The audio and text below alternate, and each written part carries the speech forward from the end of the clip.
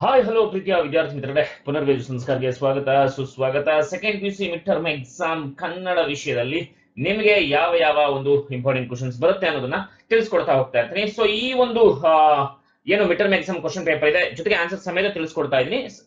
ನಂತರ ನಿಮಗೆ ಒಂದು ಮಿಡ್ ಟರ್ಮ್ ಎಕ್ಸಾಮ್ ನಲ್ಲಿ ಕ್ವಶನ್ಸ್ ರಿಪೀಟ್ ಆಗ್ತಾ ಹೋಗ್ತಾ ಇರುತ್ತೆ. ಮಿಸ್ ಮಾಡದೇ ನೋಡ್ಕೊಳ್ತಾ ಹೋಗಿ. ಹಾಗೆ ನಿಮ್ಗೆ ಯಾವ ಒಂದು ಸಬ್ಜೆಕ್ಟ್ಸ್ ಬೇಕು ಅನ್ನೋದನ್ನ ಕಮೆಂಟ್ ಸೆಕ್ಷನ್ ಅಲ್ಲಿ ಕಮೆಂಟ್ ಮಾಡಿ. ಸಬ್ಸ್ಕ್ರೈಬ್ ಮಾಡಲಿಲ್ಲ ಅಂದ್ರೆ ಬೇಗನೆ ಸಬ್ಸ್ಕ್ರೈಬ್ ಮಾಡ್ಕೊಳ್ಳಿ. ನಮ್ಮ ಒಂದು ಪುನರ್ವಿ ಎಜು ಸಂಸ್ಕಾರ್ ಕುಟುಂಬಕ್ಕೆ 1 ಲಕ್ಷ ವಿದ್ಯಾರ್ಥಿಗಳು ಇನ್ನೇನೋ ಸೇರ್ಪಡೆ ಆಗ್ತಾ ಇದ್ರೆ, ನೀವು ನಮ್ಮ ಕುಟುಂಬಕ್ಕೆ ಸೇರ್ಪಡೆ ಆಗಿಲ್ಲ ಅಂದ್ರೆ ಸೇರ್ಪಡೆ ಆಗ್ಬಿಡಿ. ಅಂದ್ರೆ ಸಬ್ಸ್ಕ್ರೈಬ್ ಮಾಡ್ಕೊಳ್ಳಿ. ಫ್ರೀ ಸಬ್ಸ್ಕ್ರೈಬ್ ಯಾವುದೇ ರೀತಿಯಾದಂತಹ ಕಾಸ್ಟ್ ಇರೋದಿಲ್ಲ. ಫ್ರೀ ಆಗಿ ನೀವು ಸಬ್ಸ್ಕ್ರೈಬ್ ಮಾಡ್ಕೊಳ್ಳಿ. ಸಬ್ಸ್ಕ್ರೈಬ್ ಮಾಡ್ಕೊಂಡಲ್ವಾ, ಬನ್ನಿ ಈಗ ವಿಡಿಯೋನ ಶುರು ಮಾಡೋಣ. ನಿಮ್ಮ second PUC mid term exam ನಲ್ಲಿ ಕೇಳಲಾಗುವಂತಹ ಇಂಪಾರ್ಟೆಂಟ್ ಕ್ವಶನ್ಸ್. ಸೊ ಮೊದಲಿಗೆ ಆ ವಿಭಾಗದಲ್ಲಿ ಏನನ್ನ ಕೇಳ್ತಾರೆ, ಈ ಕೆಳಗಿನ ಪ್ರಶ್ನೆಗಳಿಗೆ ನೀಡಿರುವ ಉತ್ತರಗಳಲ್ಲಿ ಸರಿಯಾದುದನ್ನ ಆರಿಸಿ ಬರೆಯಿರಿ. ಟೋಟಲ್ ಆಗಿ 1 ಮಾರ್ಕ್ ಕ್ವಶನ್ಸ್ 10 ಕ್ವಶನ್ಸ್ ಇರುತ್ತೆ. 10ಕ್ಕೂ ಕೂಡ ನೀವು ಆನ್ಸರ್ ಮಾಡಬೇಕಾಗುತ್ತೆ. ಹಾಗಾದ್ರೆ ಯಾವ ರೀತಿಯಾಗಿ ನಿಮ್ಗೆ ಕೊಡ್ತಾ ಹೋಗ್ತಾರೆ ಕ್ವಶನ್ಸ್ ಅನ್ನೋದನ್ನ ಈಗ ನೋಡ್ತಾ ಹೋಗೋಣ. ಮೊದಲಿಗೆ ನೀವು ಇಲ್ಲಿ ನೋಡ್ತಾ ಇರ್ಬೋದು, ರಾವಣನ ಎದುರು ನೋಡ್ತಾ ಇರಲ್ವಾ, ರಾವಣನ ಎದುರು ಪ್ರತ್ಯಕ್ಷವಾದ ವಿದ್ಯಾದೇವತೆ ಯಾರು? ಇಲ್ಲಿದೆ ಏನು, ಶಂಕಿನಿ ವಿದ್ಯೆ, ಮಂತ್ರವಿದ್ಯೆ, ಬಹುರೂಪಿಣಿ ವಿದ್ಯೆ, ಮತ್ತೆ ಇನ್ನೊಂದು ಡಾಕಿನಿ ವಿದ್ಯೆ. ಹಾಗಾದ್ರೆ ಸರಿಯಾದ ಉತ್ತರ ಯಾವುದು? ಗೆಸ್ ಮಾಡಿದ್ರ? ಓಕೆ, ಆನ್ಸರ್ ಗೊತ್ತಿದ್ರೆ ಕಮೆಂಟ್ ಸೆಕ್ಷನ್ ಕಮೆಂಟ್ ಮಾಡಿ. ನಾನೇ ಹೇಳ್ಬಿಡ್ತಾ ಇದ್ದೀನಿ ಆನ್ಸರ್ ಯಾವ್ದಪ್ಪ ಅಂದ್ರೆ ಬಹುರೂಪಿಣಿ ವಿದ್ಯೆ. ನೆಕ್ಸ್ಟ್ ಮುಂದಿನ ಪ್ರಶ್ನೆಯನ್ನ ನೋಡೋಣ. ಯಾವ್ದಪ್ಪ ಅಂದ್ರೆ ಗುರು ಹೇಗೆ ವರ್ತಿಸಬಾರದು? ಆಪ್ಷನ್ಸ್ ಎ ಲಘುವಾಗಿ, ಆಪ್ಷನ್ಸ್ ಬಿ ದೊಡ್ಡದಾಗಿ, ಆಪ್ಷನ್ಸ್ ಇ ಅಂದವಾಗಿ, ಆಪ್ಷನ್ಸ್ ಡಿ ನಿಧಾನವಾಗಿ. ಸೊ ಹಾಗಾದ್ರೆ ಸರಿಯಾದ ಉತ್ತರ ಯಾವ್ದಪ್ಪ ಅಂತಂದ್ರೆ ಲಘುವಾಗಿ.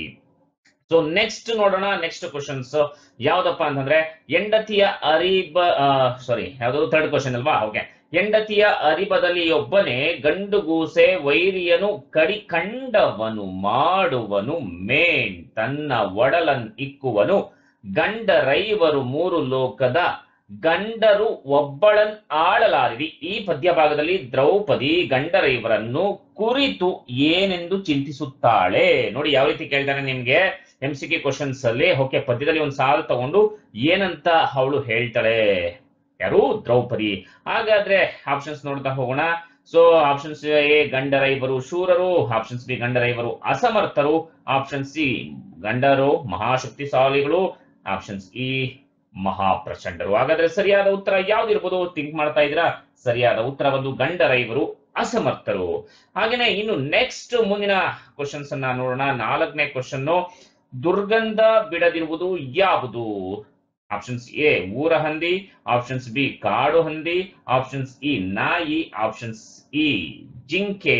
ಸೊ ಆಪ್ಷನ್ ಸಿ ನಾಯಿ, ಆಪ್ಷನ್ಸ್ ಡಿ ಜಿಂಕೆ. ಓಕೆ, ದುರ್ಗಂಧ ಬಿಡದಿರುವುದು ಯಾವ್ದಪ್ಪ ಅಂತಂದ್ರೆ ಸೊ ಸರಿಯಾದ ಉತ್ತರ ಊರ ಹಂದಿ. ಸೊ ನೆಕ್ಸ್ಟ್ 5th ಕ್ವಶನ್ ಹೋಗೋಣ. ಬ್ಯಾಸಗಿ ದಿವಸಕ್ಕೆ ಯಾವ ಮರ ತಂಪು? ಆಪ್ಷನ್ಸ್ ಎ ಹುಣಸೆ ಮರ, ಆಪ್ಷನ್ಸ್ ಬಿ ಬೇವಿನ ಮರ, ಆಪ್ಷನ್ಸ್ ಸಿ ಆಲದ ಮರ, ಆಪ್ಷನ್ಸ್ ಡಿ ಜಾಲಿಯ ಮರ. ಹಾಗಾದ್ರೆ ಸರಿಯಾದ ಉತ್ತರವನ್ನ ನೋಡ್ತಾ ಹೋಗೋಣ. ಬ್ಯಾಸಗಿ ದಿವಸಕ್ಕೆ ಯಾವ ಮರ ತಂಪು?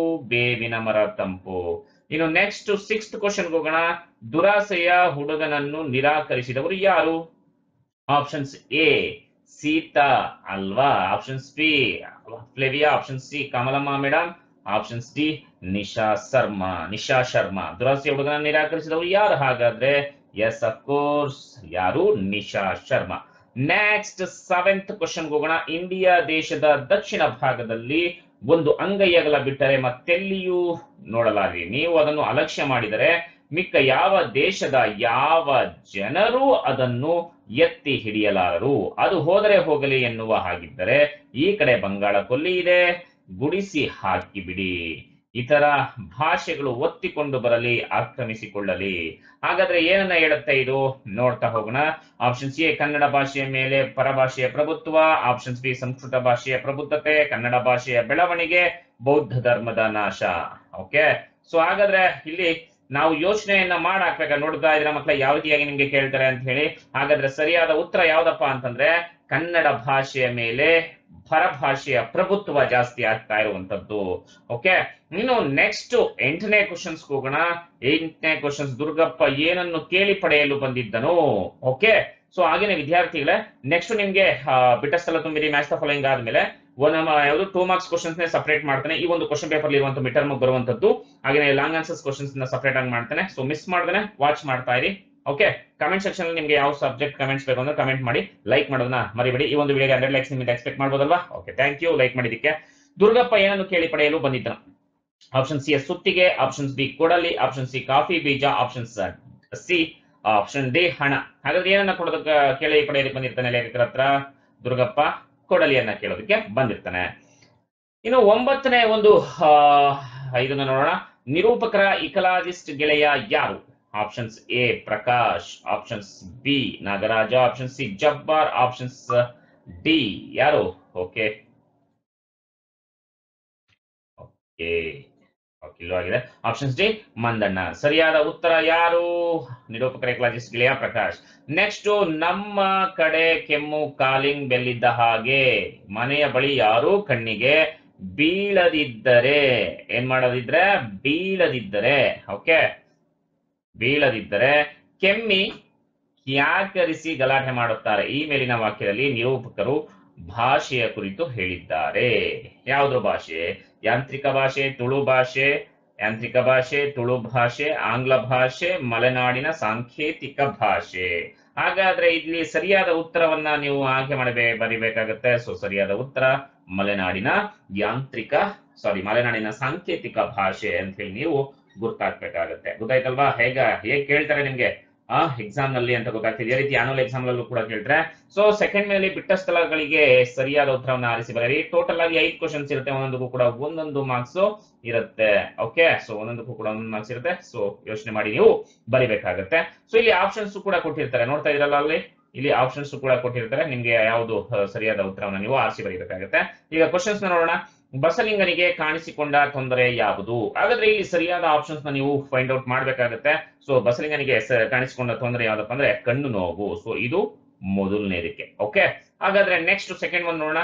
ಮಾರ್ಚ್ ನ ಜೊತೆಗಾರನ ಹೆಸರೇನು? ಈಗ ಆಲ್ರೆಡಿ ಕಣ್ಣಿನ ನೋವು ಗುರ್ತಾಗಿ ಉಳಿದಿದ್ದೆ ಅಷ್ಟು, ಇನ್ನು 4 ಇದೆ. ಹಾಗಾದ್ರೆ ಯಾವ್ದು ಮಾರ್ಚ್ ನ ಜೊತೆಗಾರನ ಹೆಸರು?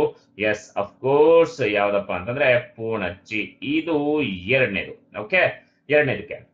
ನೆಕ್ಸ್ಟ್ ಮೂರನೇದು, ಲೇಖಕಿಯ ಪತಿ ಯಾವ ತೊಂದರೆಯಿಂದ ಬಳಲಿದರು?